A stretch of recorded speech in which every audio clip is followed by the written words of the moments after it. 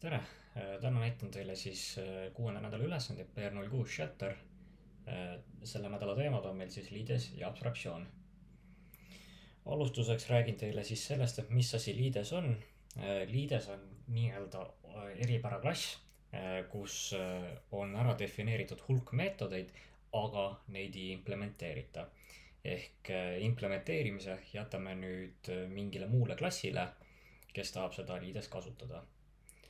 Päris eluline analoog sellele oleks siis nii-öelda leping, võiks öelda. Et nii, kui sina mind tahad implementeerida, siis sa pead ära täitma selle ja selle. Ehk näiteks 3 meetodit. Et kui tahab mind ära implementeerida, siis peab 3 meetodit ära implementeerima vastutasuks.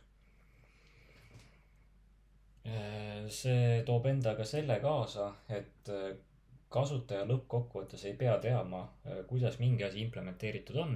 Kasutaja lihtsalt tahab mingit asja kätte saada näiteks. Võimegi näiteks tuua. Et alustame sellest, kuidas siis liides kirjutada. Liidese kirjutamiseks siin klassi asemel tuleb kirjutada interface ja anda talle mingi nimi. Siis järgmisena saab interface'il erinevaid meetodeid deklareerida. Näiteks siin on mul mingi void something, int return number. Ja võime ka vabalt teha mingi int add.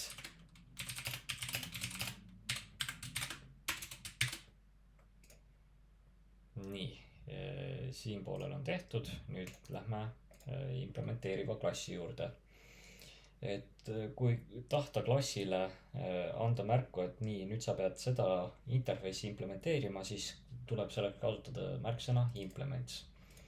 Ja siis anda talle juurde klassid, mida implementeerida. Siinkohal märkus, et kui klassi saab ainult ühe korra edasi extendida, siis liideseid saab lõpmatus koguses implementeerida. Mul on siin teine interface juurde tehtud nimega iAnother. Ehk siis kui ma tahan, ma võin lihtsalt siia kirjutada juurde ja neid võib kuni peaaegu lõpmatus koguses kirjutada. Nii, aga implementeerime on meetodid ära.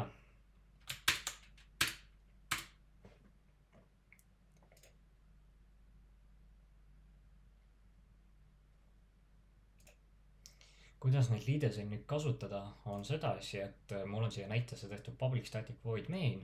Ja siin sees ma nüüd kutsun oma seda iExample'it välja. Et teeme selle põhjal nüüd uue objekti. Ja nüüd vastavalt implementatsioonile, et kui ma seda objekti välja kutsun, siis vastavalt sellele ka need meetodid teevad midagi. Et me sellega saavutasime nüüd selle, et kuna me kasutame siin liidest ja kutsume liidese meetodid välja, mitte klassi meetodid, vaid liidese meetodeid, siis lõppkokkuvõttes meid ei huvita, kuidas see implementatsioon toimub. Meid lihtsalt huvitab see, et jah, kui mina nüüd seda liides kasutan, ma tahan, et mul oleksid meetod add, return number ja do something olemas.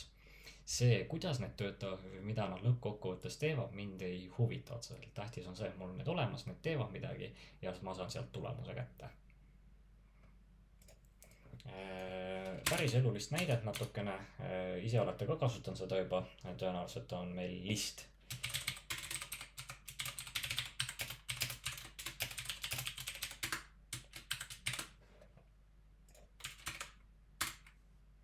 Et list ise on liides,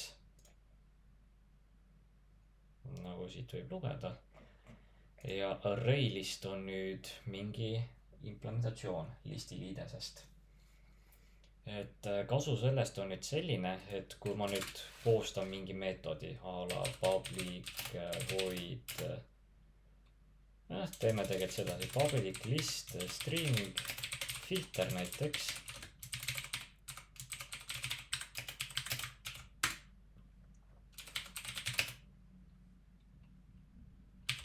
Võime lihtsalt sedasi teha. Mis siin kasuks tuleb on see, et kuna listi tüüpe on erinevaid, siis meid ei huvita, milline list siia tuleb ja millist listi tüüpi me lõpuks tagastame. Tähtis on see, et on järjestatud kollektsioon. ehk kui me nüüd muidugi sellega on mingi miinus ka, et kui me siin näiteks üritame linked array listil on head näited olemas. Linked listil, sorry. Et linked listil on paar sellist, kuidas öelda, enda meetodit olemas, mis listil otseselt ei ole. Teeme sellise linked listi ka kõrvale endale.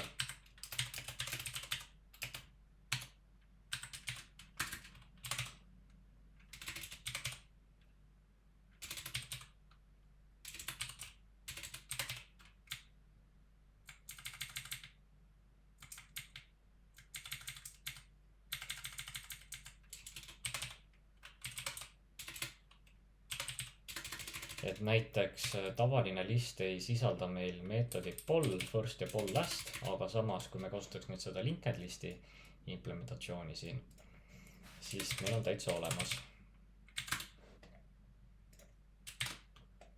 Ehk ta peidab meil küll mingid asjad ära, aga meil on võimalik jällegi teha oma koodi üldisemaks, et ei piira kasutajat mingi kindlat implementatsiooni kasutama.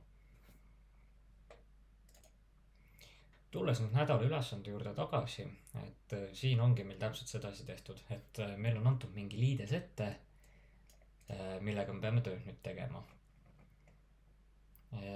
Ja siis antud liidesest me saame mingeid asju kätte, meid ei huvita see, mis seal taustal toimub, meil lihtsalt huvitab see, et jah, meil on see liides olemas, meil on see meetod olemas ja see meetod tagastab meile midagi.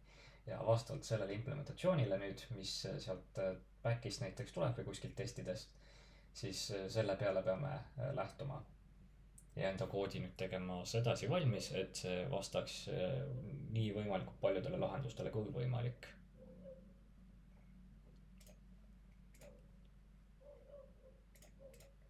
Antud nädala ülesandel on palju klasse, aga reaalsuses ainult selle animal shelteri klassiga peab tööd tegema. Kõik ülejäänud klassid on vajalik ära teha, aga reaalsuses nendega mitte midagi tegema pea. Ehk siis, mis siin ülesandes tegema peab? Me peame siis kokku koguma mingi nimekirja loomadest ja vastavalt otsingu parameetritele.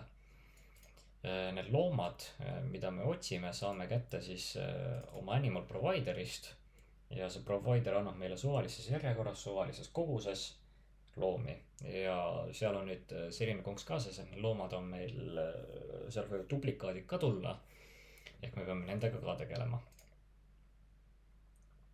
Et kust otsast alustada selle ülesandega, kuna meil siin konstruktoris on mingi animal provider ette antud, siis ma ütleks, et esimene samm, mis me võiks teha, on tekitada omale see animal provider.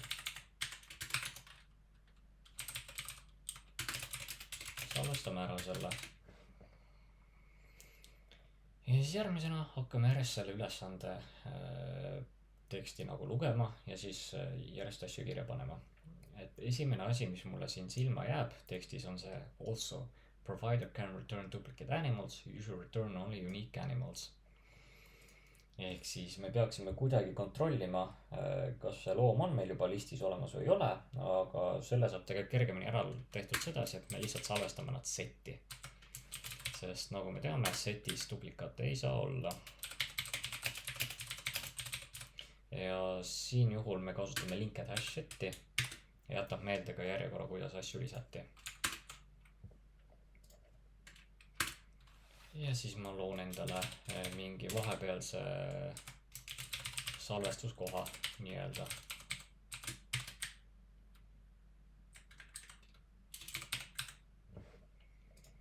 Nii, järgmisena siis seda, et me teeme seda seni kaua, kuniks meil result on counti suurune või kuniks see provider lihtsalt ei anna meile enam midagi vastu. Ehk siis selle jaoks me teeme while loopi. See töötab seni kaua, kuni resulti suurus on väiksem kui count.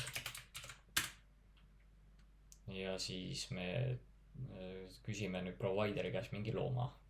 Selle jaoks me teeme siis sedasi, et ma tekitasin omal juba selle requesti välja siia ära, ehk me ei loo iga kord uut listi uuele mäluaadressile, vaid lihtsalt kirjutame samasse kohta üle selle. Ehk siis request võrdub animal provider ja nüüd küsime talt seda provide'i ja anname siis loomatüübi ka sisse. Nii, lahendame nüüd selle ära. If the provider returns an empty list, stop calling it. Et if request is empty, siis lõhume ennast siit tsüklist välja. Nii, ja nüüd järgmisena, mis me teeme, me lihtsalt käime nüüd sama selle requesti üle, request.forEach ja teeme endale lambda meetodi ehk siis a ehk animal kui looma värv võrdub selle värviga, mida me otsime ning resulti suurus on väiksem kui count, siis me lisame looma listi resulti.